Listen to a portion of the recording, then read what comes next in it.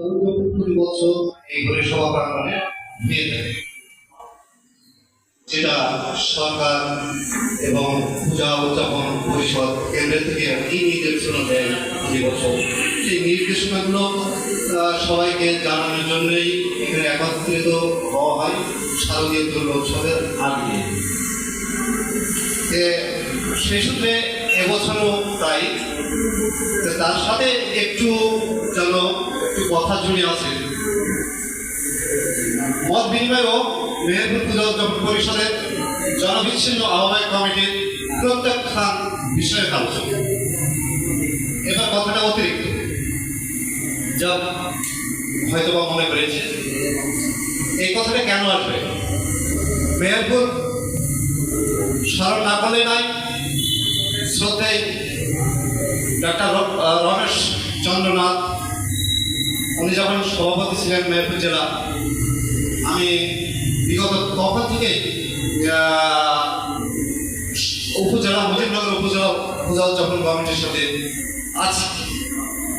আছে এই কারণে আমি নেই, আমাকে রাখা হয়েছে। মেহেরপুর পূজা উদযাপন পরিষদটা খুব ছোট পরিসরে, মনে হয় সবাই উপস্থিত এখানে। আমার মুজিবনগর উপজেলায় এখন তিনটা কমিটি। একটা হচ্ছে এই যে শান্তির পক্ষে যে এখানে নাই, অর্থাৎ তার কোনো কমিটির লোকজন, অর্থাৎ কোনো পূজা কমিটির সভাপতি এবং সেক্রেটারি নিয়ে সে কমিটি করে নাই, যেটা ঘরে বসে বলা চলে। আর আমরা আলোচনা সাপেক্ষে মেহেরপুর সদর, গান্ধী এবং মুজিবনগর উপজেলার প্রত্যেকটা মন্দিরের সেক্রেটারি, সভাপতি সহ সাধারণ মানুষ আমাদের 2022-এ তারিখটা ঠিক মনে নাই, এই তারিখে আমরা এক জায়গায় বসে আমরা কমিটি তৈরি করি, যেখানে 7টা মন্দির সহকারে প্রত্যেকেই উপস্থিত ছিলেন। আজকে দুঃখ লাগে, প্রতি বছর থানার ভারপ্রাপ্ত কর্মকর্তা ইউনো মহোদয়, ডিসি মহোদয় এবং পুলিশ সুপার মহোদয় যে চিঠি রেজুলেশন আছে, তাদের সই স্বাক্ষর আছে।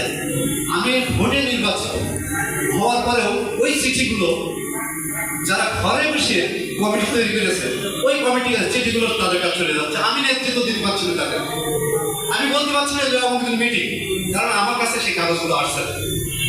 তাহলে আমার আমি আমাকে মূল্যহীন করা হচ্ছে। এতে করে মূল্যহীন সদরের জেলা কমিটির যেনারা আছেন তেনারাও হচ্ছেন, এবং আমি যেন ওদের কাছেও যেন একটু কেমন হয়ে যাচ্ছি যে আমরা অনেক চেষ্টা করে আপনাকে ওই জায়গায় বসলাম, কিন্তু আপনি কোনো কিছু